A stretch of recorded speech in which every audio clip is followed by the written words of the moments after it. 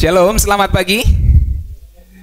Puji Tuhan, saya senang sekali boleh melihat saudara-saudara begitu antusias di tengah cuaca yang kurang bersahabat mungkin bagi beberapa orang. Bagi beberapa orang mungkin suka, wah nih dingin-dingin nih, kesempatan nih makan yang anget-anget gitu.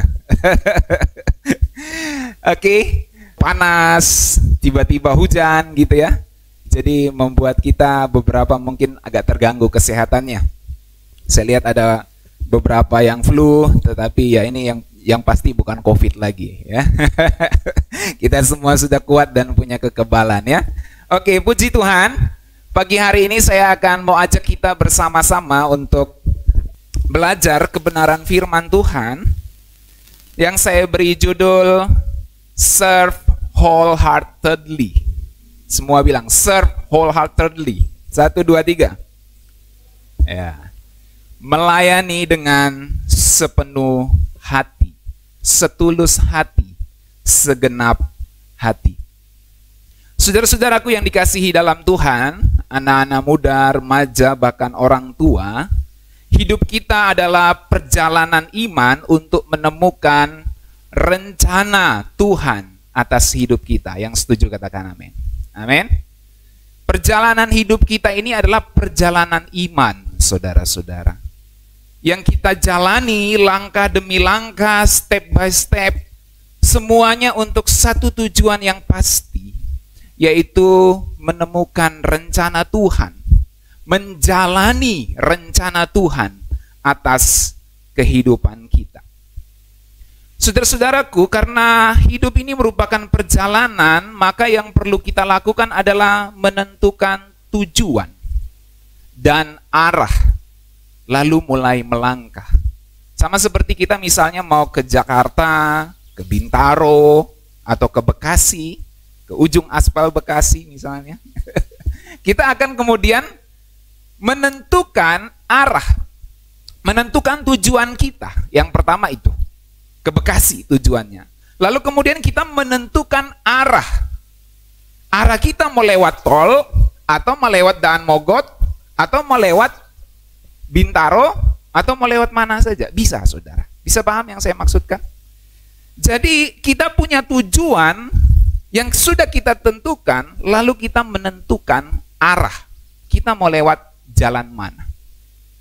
Dan seringkali ketika kita lewat jalan tol, mungkin sebelum sampai keluar Tomang, kita harus keluar di kebun jeruk. Mungkin saja. Karena kita tiba-tiba di dalam perjalanan untuk menentukan, mencapai tujuan, kita tiba-tiba berubah arah. Bukan berubah tujuan, tetapi berubah arah. Dari sini saya mau mengajak kita untuk membedakan antara tujuan dan arah. Jadi karena hidup ini merupakan sebuah perjalanan, saudara, maka yang kita lakukan adalah menentukan tujuan, arah kemana kita akan berjalan, melangkah, dan kemudian mulai melangkah, mulai nyetir, mulai naik motor dan pergi ke tempat tujuan kita. So pertanyaannya adalah bagaimana menentukan arah dan tujuan. Saudara-saudaraku, kita mesti ngerti bahwa tujuan hidup kita adalah memuliakan Tuhan. Tujuan hidup kita adalah serve wholeheartedly, melayani Tuhan dengan sepenuh hati. Memuliakan Dia, itu adalah tujuan tertinggi orang Kristen. Dalam bentuk yang lain dikatakan kita menjadi serupa dengan anaknya, yaitu serupa dengan Kristus. Itulah yang kemudian disebutkan memuliakan Tuhan. Dan tujuan hidup ini tidak boleh berubah, saudara. Kita menjadi Kristen untuk kita dibentuk menjadi seperti Tuhan Yesus, yang dengan kata lain memuliakan Tuhan. Kita punya tujuan ini nggak boleh berubah. Nah, yang boleh berubah itu adalah arah mencapai tujuan tersebut. Sekali lagi, yang boleh berubah adalah arah mencapai tujuan tersebut. Tujuannya nggak boleh berubah. Seringkali untuk mencapai sebuah tujuan kita harus lurus, terkadang kita harus belok, terkadang kita harus muter. Kalau macet kita harus muter, cari jalan lain, cari arah yang lain. Terkadang kita harus melewati jalan yang berliku-liku, bahkan mungkin Dalam kasus tertentu jalan setapak, di mana kendaraan tidak bisa melewatinya, dan kita harus jalan kaki. Terkadang kita harus banting setir. Terkadang kita harus berhenti sejenak, rehat sejenak di rest area, atau mungkin di pinggir jalan untuk mencapai tujuan tersebut. Ini yang saya sebut arah boleh saja berubah, tetapi tujuan tidak boleh berubah. Sampai sini saudara bisa ikuti, amin? So, bagaimana menentukan arah hidup kita? Bagaimana kita harus mengambil keputusan ketika di tengah kemacetan kita harus lewat jalan yang mana? Supaya kita bisa sampai di tujuan kita. Kalau saya muter balik, nggak jadi sampai tempat tujuan. Kalau saya muter balik cari jalan yang A, mungkin akan sampai dalam beberapa menit. Kalau saya muter lewat jalan yang B, mungkin akan sampai lebih jauh, tetapi kelihatannya jauh lebih nyaman. Karena tidak terlalu banyak kendaraan. Dan kita bisa lihat di Google Map itu mana merah, mana kuning, mana hijau, saudara. Jadi bagaimana menentukan arah hidup kita? Ada 2 tips yang saya ingin sampaikan kepada saudara-saudara. Yang pertama, arah hidup kita pasti sesuai dengan masa di mana kita berada saat ini. Dalam Pengkhotbah 3 ayat 1, terjemahan baru versi 2023, sebenarnya sama saja, tidak berubah. Tapi saya pakai karena ini terjemahan terbaru dari Lembaga Alkitab Indonesia. Firman Tuhan katakan gini, untuk segala sesuatu ada masanya. Dan untuk apapun di bawah langit ini ada waktunya. Saudara-saudara, handphone nggak diciptakan di zaman Raja Salomo yang menulis kitab Pengkhotbah ini. Sebab teknologi saat itu belum mendukung. Dan kalau ada orang handphone pakai itu, mungkin orang akan bilang dia time traveler. Yang bisa nyebrang waktu. Walaupun itu hanya sebuah impian dari, salah satu impian dari sains ya. Bisa nggak time traveler gitu? Mengubah, melengkungkan waktu kembali untuk kembali ke masa lalu atau melompat ke masa depan, saudara. Jadi, arah hidup kita itu pasti sesuai dengan masa di mana kita berada saat ini. Kita tidak lahir di zaman Perang Dunia yang kedua. Mungkin beberapa sempat ada kalau yang sudah tua sekali. Tapi secara umum kita semua ini kita tidak lahir di tahun 1940-an itu, saudara. Kita lahir dan kita besar, kita berada saat ini di dunia yang sudah lebih canggih daripada dunia yang ada di zaman yang lalu. Maka untuk menentukan arah, pasti arah yang Tuhan mau kita pilih adalah arah yang sesuai masa, waktu di mana kita berada saat ini. Itu sebabnya penting ketika kita ingin menentukan arah hidup kita, kita penting untuk melihat keadaan dunia di sekitar kita. Apa yang dunia sedang butuhkan, apa yang dunia sedang laku untuk dijual, apa yang dunia sedang marak-maraknya untuk konsumsi. Maka dalam bisnis, dalam usaha, kita menentukan arah untuk menjual ini. Dan tujuan dari semua pekerjaan dan bisnis dan usaha dan studi yang kita pilih, jurusan yang kita pilih, punya satu tujuan. Saya mau memuliakan Tuhan lewat profesi saya ini. Valeri misalnya mengambil jurusan analisis data, big data. Dan itu pekerjaan yang cukup bergengsi di zaman sekarang ini, saudara. Pastikan punya satu tujuan, memuliakan Tuhan lewat profesi saya saat ini. Jadi penting sekali kita sebagai orang percaya, terutama saudara yang bekerja di marketplace, yang akan bekerja bukan di dunia pelayanan gereja, tapi di dunia luar sana, penting bagi saudara untuk melihat keadaan dunia saat ini. Alkitab bilang kita harus pandai membaca tanda-tanda zaman. Karena segala sesuatu ada masanya dan segala sesuatu di bawah kolong langit ini ada waktunya, saudara. Tujuan hidup kita nggak boleh berubah. Kita memuliakan Tuhan, melayani Tuhan dengan segenap hidup kita, serve wholeheartedly. Tapi seringkali dalam mencapai tujuan itu ada arah-arah yang harus berubah. Dulu saya punya cita-cita mau jadi pilot.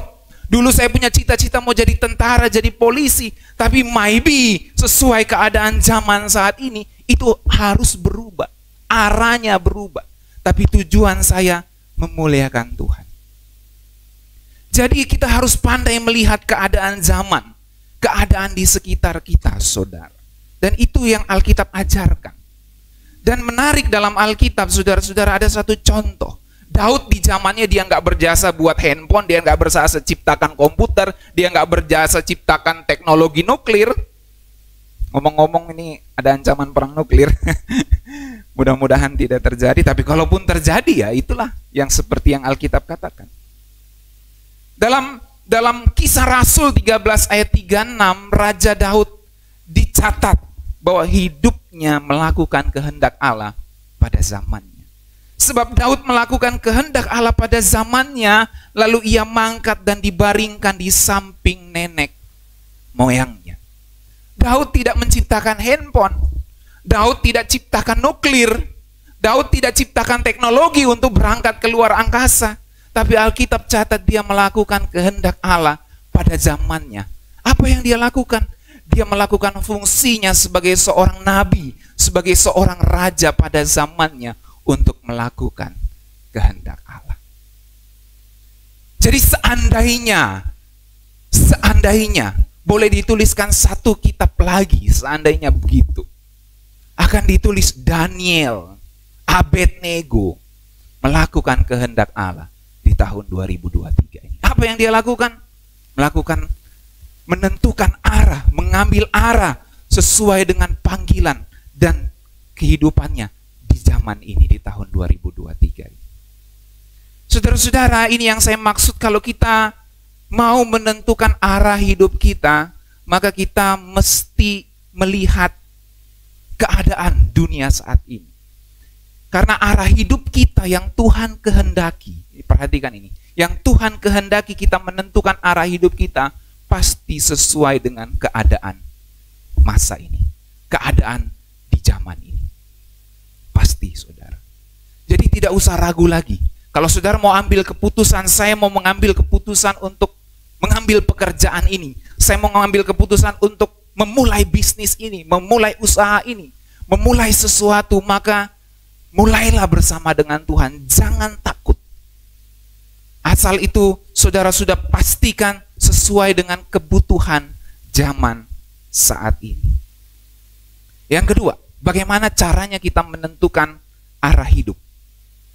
Arah hidup kita pasti sesuai dengan karunia-karunia, gift, bakat, talenta, dan kemampuan, ability yang Tuhan berikan kepada kita. Kalau kita mau menentukan arah yang sesuai dengan kehendak Tuhan, karena tujuannya pasti nggak berubah, yaitu memuliakan Tuhan, maka pastikan arah hidup yang engkau tentukan itu adalah sesuai dengan karuniamu saat ini, bakatmu, dan kemampuanmu. Sebab kita harus mulai dari apa yang kita bisa, bukan dari apa yang tidak kita bisa.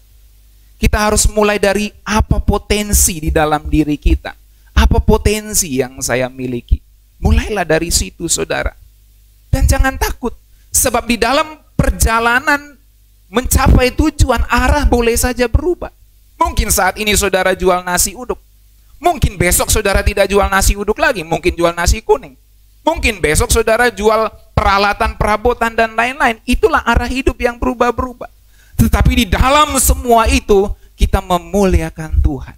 Karena tujuan hidup saya menjadi karyawan, kemudian resign dari karyawan, kemudian membangun usaha sendiri. Dan ketika usaha sendiri ini tidak laku, dagang roti, kemudian kayaknya susah di manajemen. Kayak Abed. Berubah, nggak apa-apa. Itu arah. Dari semua itu kita belajar. Kita belajar, itu arah, saudara, yang harus kita tentukan. Dan dari semua itu kita belajar, oh ternyata lewat jalan ini tidak bagus. Saya mau pastikan lewat jalan yang ini lebih baik lagi. Oh ternyata ada lorong yang bisa tembus ke sana lebih cepat. Selama ini saya nggak lihat, ternyata bisa lewat jalan itu. Saudara bisa paham yang saya maksud? Orang-orang yang sering jalan-jalan, terutama naik motor tuh ya. Oh, begitu dia temukan jalan baru, oh ternyata bisa tembus lewat sini, lebih dekat pula, nggak macet lagi. Itu arah, saudara. Dan saya mau kasih tahu bahwa Tuhan tidak pernah takut dengan kesalahan kita. Sebab tidak ada sesuatu yang mengejutkan Tuhan. Saudara-saudara, ketika Musa dipanggil oleh Tuhan, Menarik sekali bahasa yang Tuhan sampaikan kepada Musa, ya. Ketika Tuhan panggil Musa untuk bebaskan bangsa Israel, Musa itu ngerasa nggak bisa dia. Tuhan, gue bingung nih, gue mau kemana lagi? Dia nggak tahu bagaimana memulai untuk menjalani panggilan Tuhan membebaskan bangsa Israel. Musa tanya-tanya itu gimana gue bisa gitu. Tapi Tuhan panggil, Tuhan sudah tentukan tujuannya. Kamu harus bebaskan bangsa Israel. Terus yang Musa bingung ini adalah arahnya. Terus gimana saya harus mulai? Bagaimana saya harus memulainya? Nah, dalam Keluaran 4 ayat 1 dicatat gini.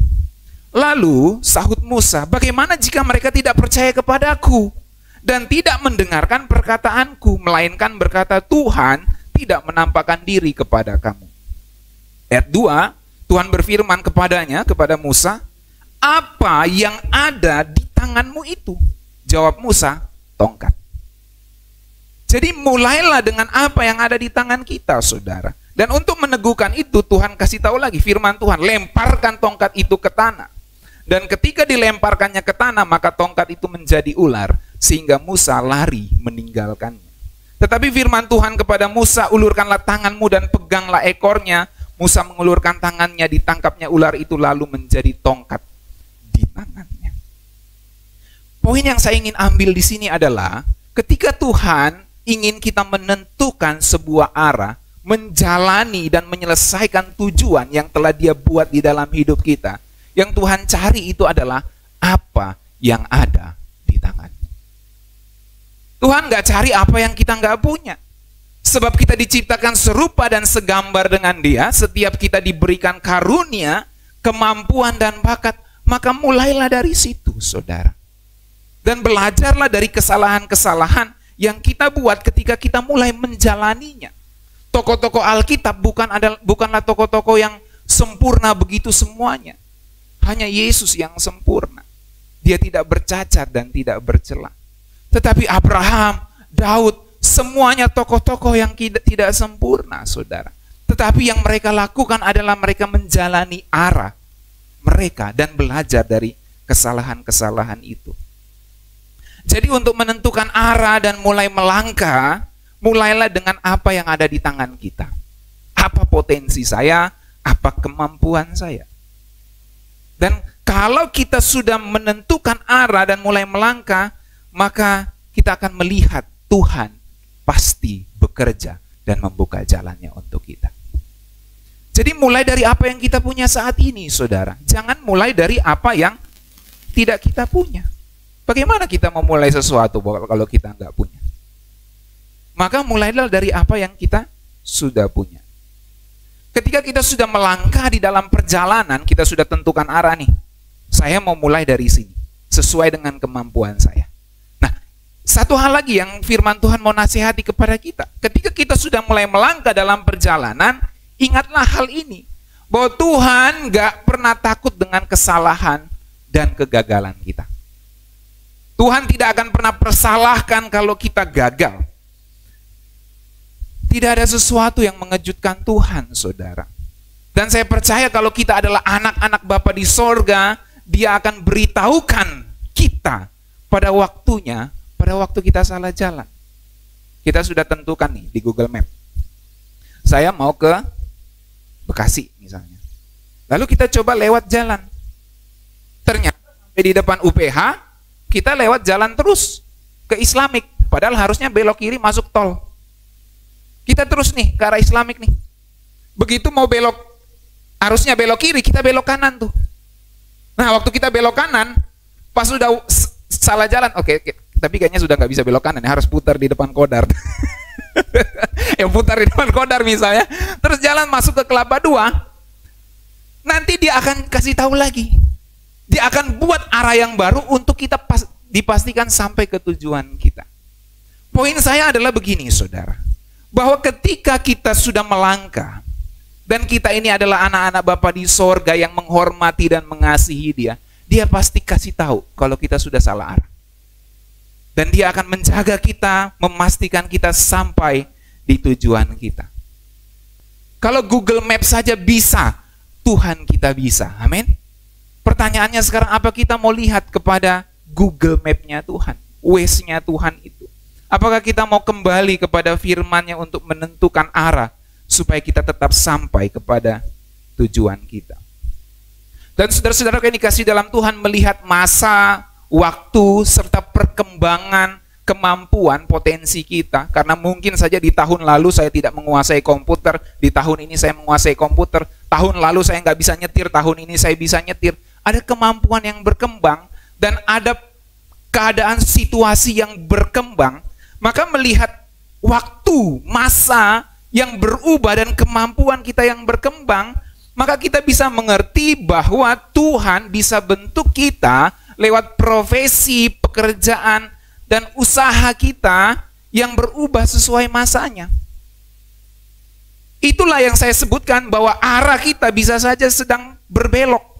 Bisa saja kita sedang nikung, bisa saja kita sedang muter, bisa saja kita sedang berhenti sejenak, sabat sejenak. Bisa juga kita sedang banting setir dengan satu tujuan, memuliakan Tuhan.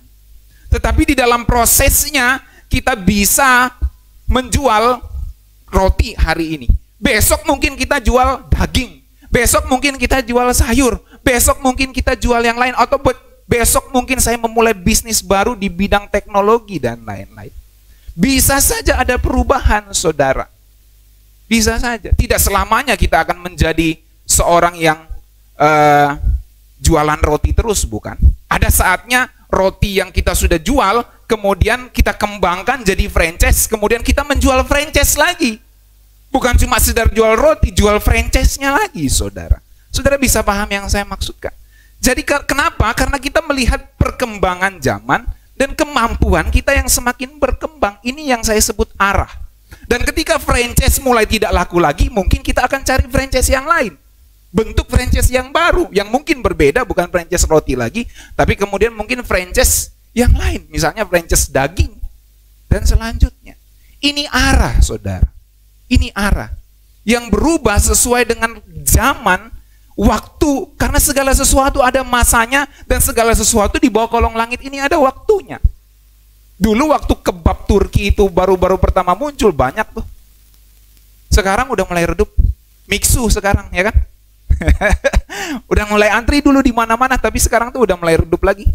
Redupnya di sini, tapi di luar Jawa mulai baru berkembang. Ini yang saya maksud, kita mesti membaca situasi.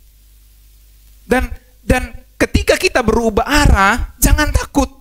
Sebab kita punya satu tujuan, apapun yang saya lakukan untuk memuliakan Tuhan. Mungkin ada saat-saat di mana kita puas menjadi karyawan, tapi ada saat-saat di mana kita mengambil keputusan saya harus resign sebagai karyawan karena saya sudah merasa aman untuk bisa memulai usaha sendiri. Kita mulai usaha sendiri. Jadi bos untuk perusahaan kita sendiri. Ini yang disebut arah yang berubah. Tetapi di dalam itu semua kita punya satu tujuan. Mau saya karyawan, mau saya pengusaha, mau saya jualan uduk, mau saya jualan roti, mau saya buka sebuah usaha fitness, buka apa saja, semuanya punya satu tujuan, memuliakan Tuhan. Ini yang saya sebut, kita harus melihat masa, waktu, dan kemampuan kita yang terus berkembang dan berubah. Saudara bisa paham yang saya maksudkan? Ini adalah nasihat firman Tuhan. Dulu gereja tidak ada yang online, jarang, hanya gereja-gereja besar yang online. Sekarang karena kondisi pandemi COVID, semua gereja didorong, dipaksa untuk online. Akhirnya muncullah live streaming seperti ini. Kalau dulu tidak bisa. Firman Tuhan hanya bisa didengar di jemaat lokal. Sekarang firman Tuhan bisa didengar siapa saja kalau mereka akses YouTube dan buka link tersebut. Ini yang disebut kita melihat perkembangan zaman, saudara. Dulu kalau saya ngajar RBT, cuma tulis di papan tuh. Hadir onsite di sini, tulis di papan. Saudara bisa melihat perkembangan perubahan itu di YouTube saya tuh. Ya. Dulu RBT tulis di papan pakai spidol. Sekarang sudah teknologi maju, ya saudara bisa saja di rumah saya jelaskan dengan lebih rinci di Rhema Bible Teaching. Karena apa? Kita harus mengembangkan kemampuan melihat perkembangan zaman, saudara. Jadi tujuan kita jelas, memuliakan Tuhan dalam semua usaha, pekerjaan, bisnis, dan profesi kita. Itu sebabnya Kolose 3, saya bacakan ayat 22 mulai. Hai hamba-hamba, taatilah Tuhanmu di dunia ini dalam segala hal. Jangan hanya di hadapan mereka saja untuk menyenangkan mereka, melainkan dengan tulus hati karena takut akan Tuhan. Apapun juga yang kamu perbuatlah dengan segenap hatimu seperti untuk Tuhan dan bukan untuk manusia. Apapun yang kita perbuat itu seperti untuk Tuhan dan bukan untuk manusia. Dan yang pasti, saudara tidak mungkin melakukan dosa dan saudara melakukan itu untuk Tuhan, tidak mungkin. Jadi apapun di sini pasti apapun yang saudara dedikasikan untuk kemuliaan Tuhan. Kalau saudara mencintai Tuhan lalu saudara bilang saya berzina untuk memuliakan Tuhan, saudara anak durhaka. Saudara pasti bukan anak kerajaan sorga. Karena saudara sedang mengejek Tuhan dengan perbuatan saudara. Saudara bisa paham yang saya maksudkan di sini? Jadi ketika Alkitab katakan apapun yang kamu perbuat, jualan nasi uduk nggak berdosa, jualan roti nggak berdosa,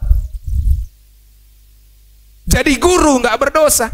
Apapun yang kita perbuat, perbuatlah dengan segenap hatimu seperti untuk Tuhan dan bukan untuk manusia. Mungkin hari ini kita jadi guru yang ngajar di sekolah. Mungkin besok-besok kita nggak ngajar di sekolah, kita buka privat.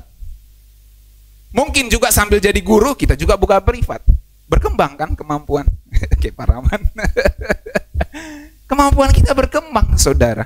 Ada perubahan-perubahan di dalam hidup ini. Mungkin dulu kita cuma privat anak SD, kemudian kita berkembang privat anak SMP. Bayarannya lebih tinggi mungkin dan lain-lain. Mungkin kita kemudian buka lagi privat untuk anak-anak PAUD dan lain-lain.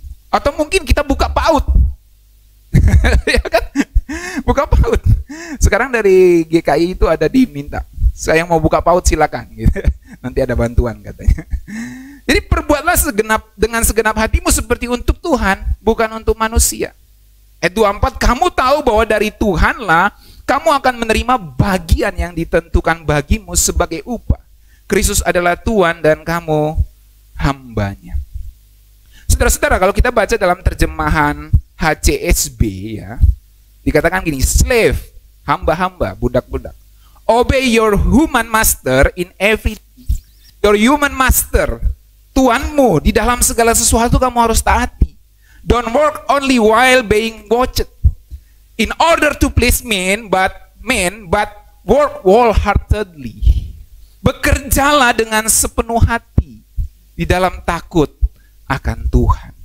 Jadi sebagai hamba-hamba Tuhan, sebagai anak-anak Tuhan, kita harus bekerja dengan tulus, dan ketulusan hati itu disebut sebagai wholeheartedly, segenap hidup kita, saudara.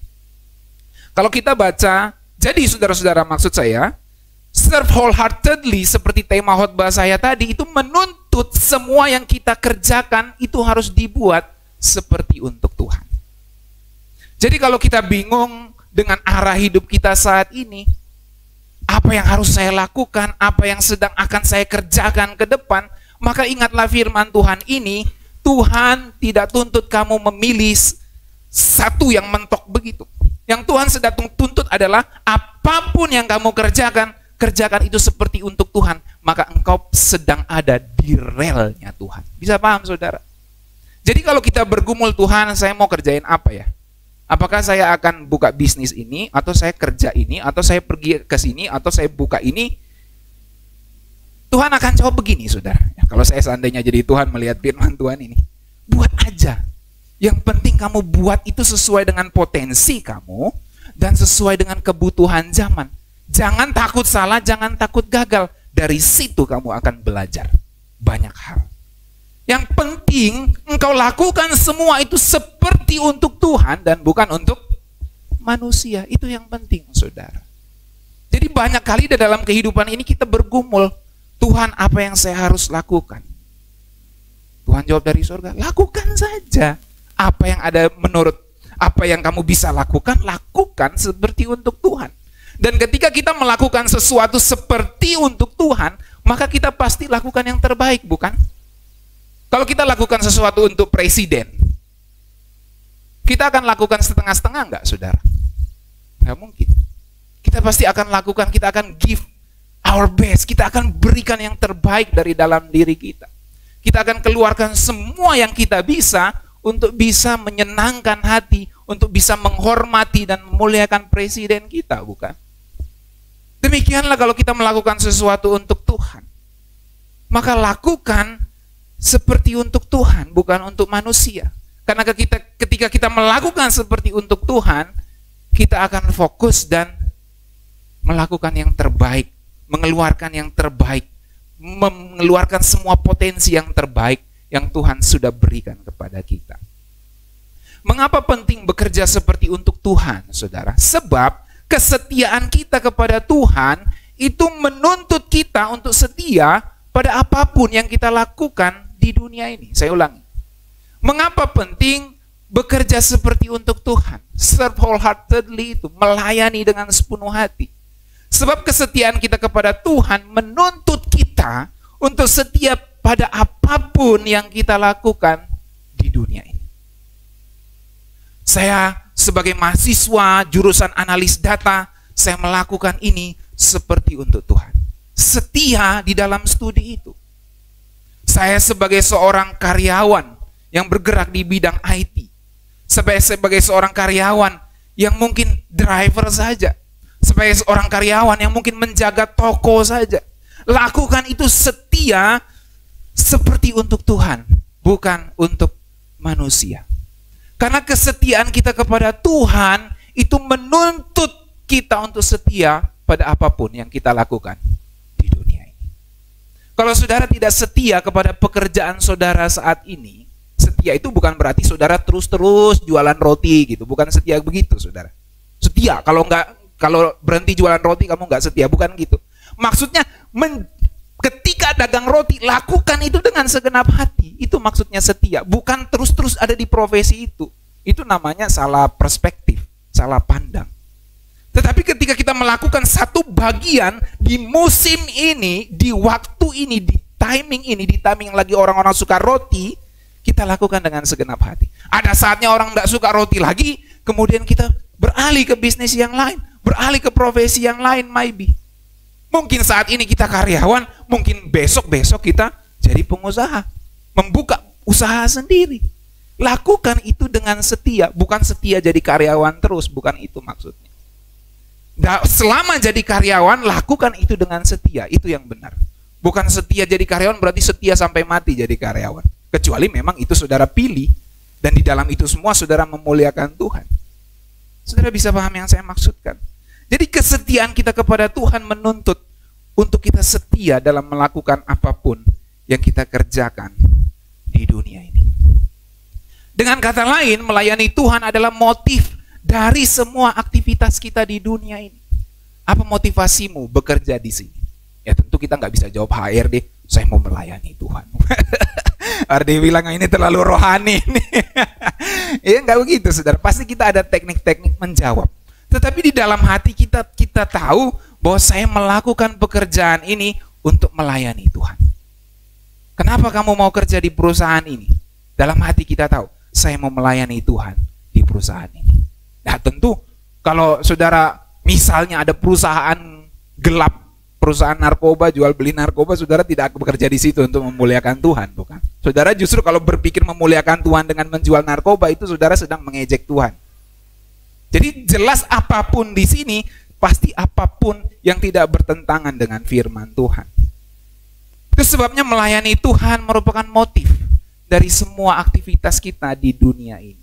Itulah yang disebut bekerja untuk Tuhan. Serve wholeheartedly, mengerjakan segala sesuatu dengan segenap hati seperti untuk Tuhan, bukan untuk manusia.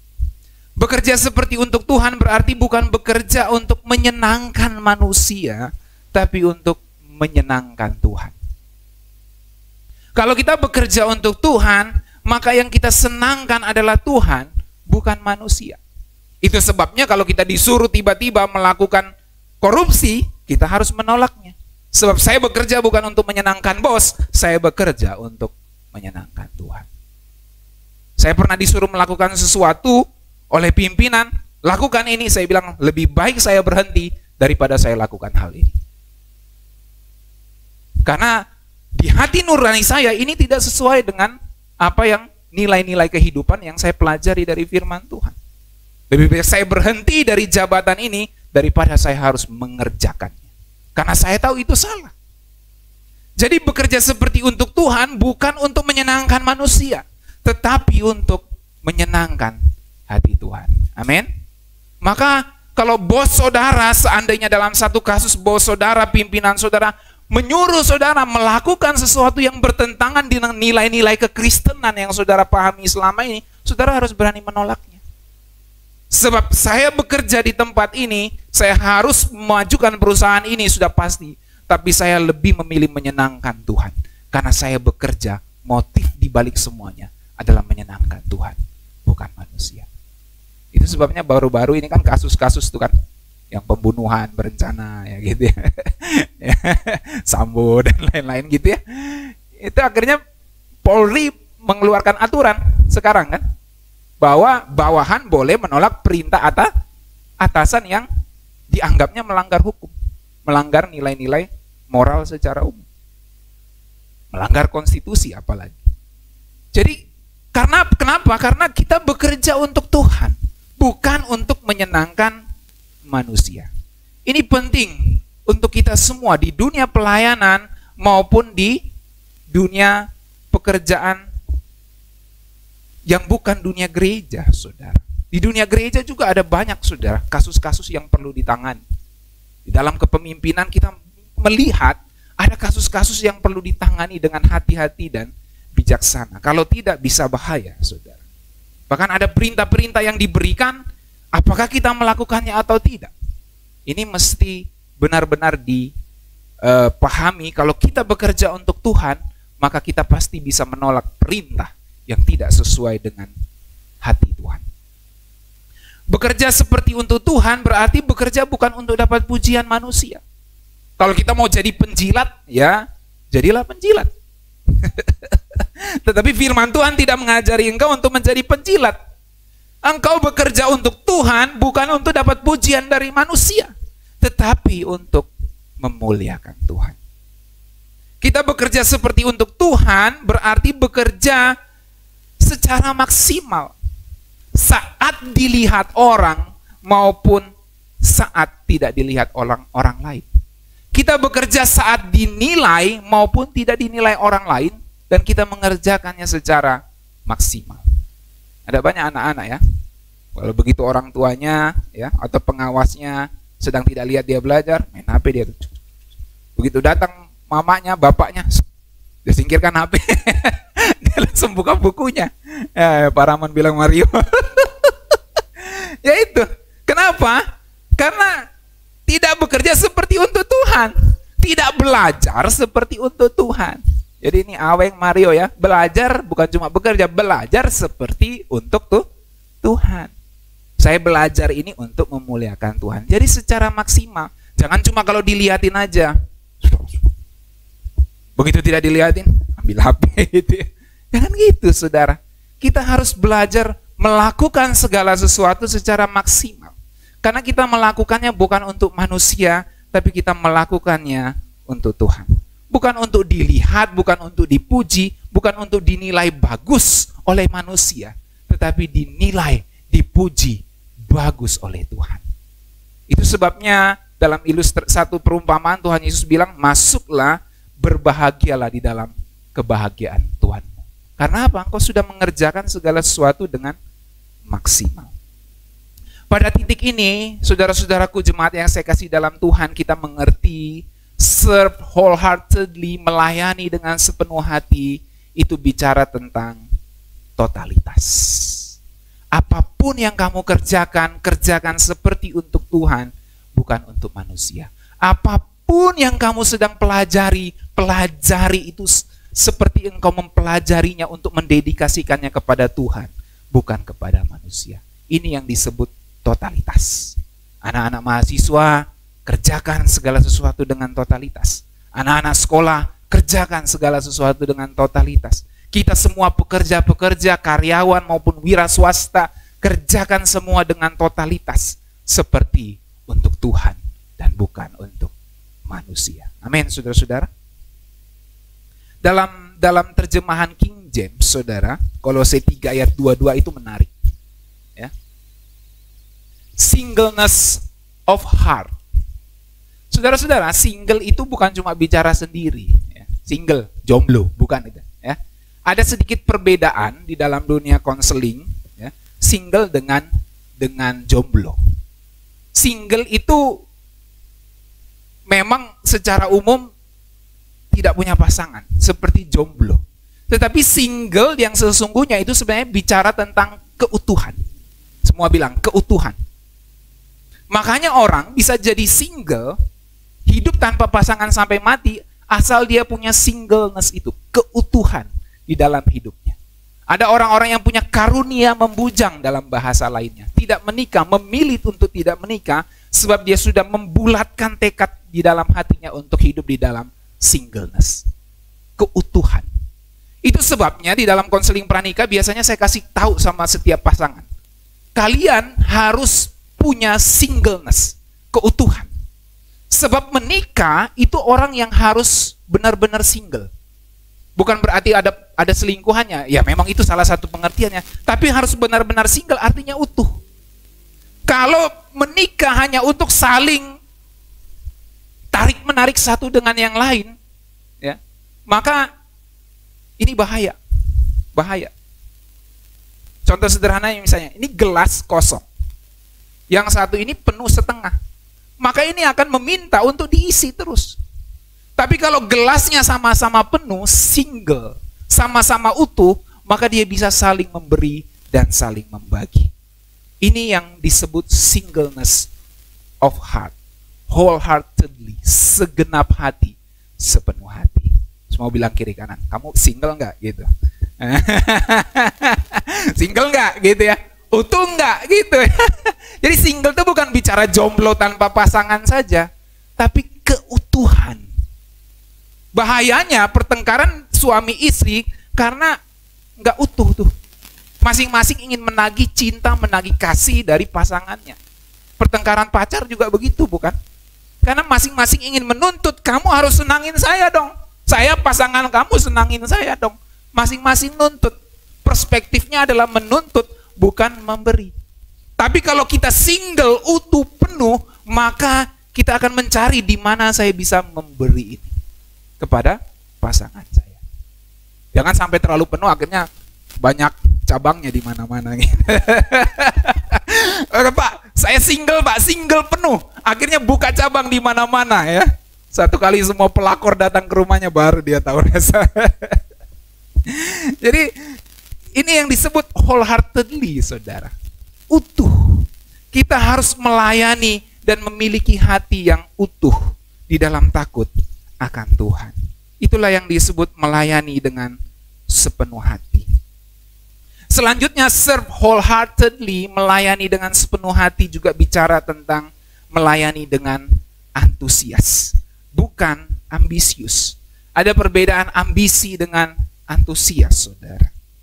Dalam ayat 23 tadi, segenap hatimu, apapun yang kamu perbuat, perbuatlah dengan segenap hatimu, seperti untuk Tuhan dan bukan untuk manusia. Dalam terjemahan New English Translation, net, whatever you are doing, work at it with enthusiasm, as to the Lord and not for people. Jadi apapun, whatever you doing, apapun yang kita lakukan, kerjakan itu dengan antusias. Jadi ketika kita mau mencapai tujuan, saya mau ke Bekasi, saya mau mencapai tujuan saya, maka kita harus kerjakan di dalam perjalanan itu, kita harus enthusiasm, excited. Sehingga waktu kita ketemu macet, kita nggak menyerah lalu balik. Nanti kita nggak ikut acaranya itu di Bekasi jadinya. Karena kita begitu antusias, maka kita mencari jalan. Kalaupun saya harus menunggu kemacetan, saya akan tunggu. Saya akan jalani kemacetan ini. Tapi kalau saya masih bisa putar balik arah, cari jalan lain, asal jangan mentok balik ke tempat semula, karena tujuan saya adalah memuliakan Tuhan di sana, maka saya harus putar arah. Kita kerjakan segala sesuatu dengan antusias, enthusiasm, saudara. Karena kita melakukan itu untuk Tuhan, bukan untuk manusia. Saya berharap setiap pelajar, mahasiswa, dan kita semua pekerja maupun pengusaha, guru, dan berbagai macam profesi kita bisa menangkap pesan firman Tuhan ini, saudara. Saya percaya saudara sedang memuliakan Tuhan di dalam profesi, pekerjaan, usaha, status saudara sebagai pelajar, mahasiswa yang saudara sedang gumuli dan kerjakan saat ini, jalani saat ini. Muliakan Tuhan di dalam semua apa yang kita kerjakan. Dan yang terakhir, saudara-saudaraku, serve wholeheartedly berarti tidak memberikan yang minimum, tapi yang the best. Semua bilang giving my best. Semua bilang giving my best. Ini yang disebut serve wholeheartedly, saudara. Kita tidak memberikan yang minimum, tapi yang maksimum, yang the best. Dalam terjemahan The Message, Kolose 3 ayat 22.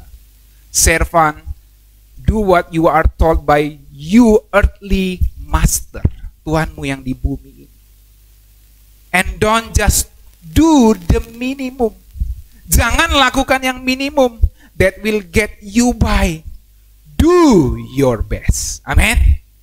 Jangan lakukan yang minimum, lakukan yang terbaik. Hai hamba-hamba, lakukan apa yang diperintahkan oleh Tuhan duniawimu saat ini. Dan jangan hanya melakukan yang minimum, yang buat Anda bertahan gitu aja. Minimum, yang penting gua terima gaji aja. Kan kerja, yang penting gua terima gaji aja nih. Gitu. Kalian stres gitu ya? Pimpinan bilang apapun yang dibuat, udah yang penting gua kerja aja, tuh gua terima gaji. Gitu toh. Maksimal gak maksimal gua tetap terima gaji gitu toh. Oke, maksimal enggak maksimal tetap terima gaji. Tunggu 3 bulan berikutnya dipecat itu. Kenapa? Karena orang nggak lakukan yang the best. Jadi kita sebagai anak-anak Bapa di sorga, kita mau di sekolah, kalau kita nggak lakukan the best, kita bisa apa? Tinggalan kelas. Saya bilang sama Aweng, Om Pendeta tidak tuntut kamu nilai bagus, karena saya tahu dia kecerdasannya di musik. Jadi nggak tuntut nilai yang bagus yang lain, asal KKM di atas KKM. Kalau di bawah KKM pasti murka keluar. Dia sudah terima murka saya beberapa kali, saudara. Sampai saya nasihat nih, mau tinggal sama Om Pendeta, kalau mau tinggal di sini, ikuti nasihat Om Pendeta. Tidak akan menyesal kamu nanti. Jadi saya nggak tuntut dia untuk nilai 100. Yang saya tuntut asal jangan KKM aja. Karena saya tahu dia punya kemampuan di bidang yang lain. Kita nggak bisa menuntut anak-anak semampu di semua hal. Tetapi paling tidak lakukan yang terbaik di saat itu. Ketika dia sudah mulai nilai bagus, oke, good job. Tapi kalau di bawah KKM, murka akan keluar. Tentu murka yang mendidik, saudara ya. Jadi, don't just do the minimum. Jangan lakukan yang minimum hanya untuk sekedar bertahan. Yang penting gua terima gaji, bisa bayar cicilan, bisa bayar tagihan, udah selesai. Ya kan? Kita harus lakukan yang the best, saudara. Dan kita percaya kalau Tuhan di dunia saja, Tuhan di dunia, atasan kita bisa melihat kerja kita dan bisa menghargai dengan mungkin seleri naik atau mungkin dengan bonus-bonus dan lain-lain. Tuhan kita di surga jauh lebih bisa menghargai jeripaya kita. Amin. Karena semua yang kita kerjakan itu seperti untuk Tuhan dan bukan untuk manusia. Melayani Tuhan itu bukan hanya di gereja jadi pendeta seperti saya. Kalau melayani Tuhan cuma jadi pendeta seperti saya ini, saudara semua adalah orang-orang yang bukan melayani Tuhan. Tetapi tidak seperti itu firman Tuhan ajarkan. Saya gembala saudara menyampaikan firman Tuhan, ini adalah panggilan dan kehidupan saya. Dan saudara bekerja, saudara melayani Tuhan di profesi saudara, di pekerjaan saudara masing-masing. Dan kerjakan itu semua seperti untuk Tuhan, bukan untuk manusia. Jangan lakukan yang minimum. Give your best. Amin, saudara-saudara. Semoga saudara-saudara diberkati dengan kebenaran firman Tuhan ini. Karena kita punya satu teladan yang sempurna. Tuhan Yesus, dia melakukan yang terbaik. Bukan untuk menyenangkan ahli Taurat orang Farisi sehingga dia tidak disalib. Dia disalib karena dia memilih untuk menyenangkan hati Bapa di sorga. Dan inilah yang akan kita peringati di dalam perjamuan kudus. Sebuah contoh yang sempurna dari apa yang disebut serve wholeheartedly, melayani dengan sepenuh hati. Dalam banyak kali kehidupan Tuhan Yesus, dia harus mengubah arah perjalanannya. Tetapi dia punya satu tujuan yang pasti. Makananku adalah melakukan kehendak Bapa dan menyelesaikan pekerjaan. Ada banyak rasul-rasul harus berubah arah karena pimpinan Roh Kudus. Seharusnya dia pergi menginjil ke sini, tetapi Roh Kudus bawa dia untuk menginjil ke tempat yang lain. Berubah arah itu biasa, saudara. Tetapi punya satu tujuan yang pasti, melakukan seperti untuk Tuhan dan bukan untuk manusia. Mari kita berdoa. Bapa kami di sorga, kami berterima kasih untuk kebenaran firman-Mu yang mengingatkan kami semua untuk kami melakukan yang terbaik,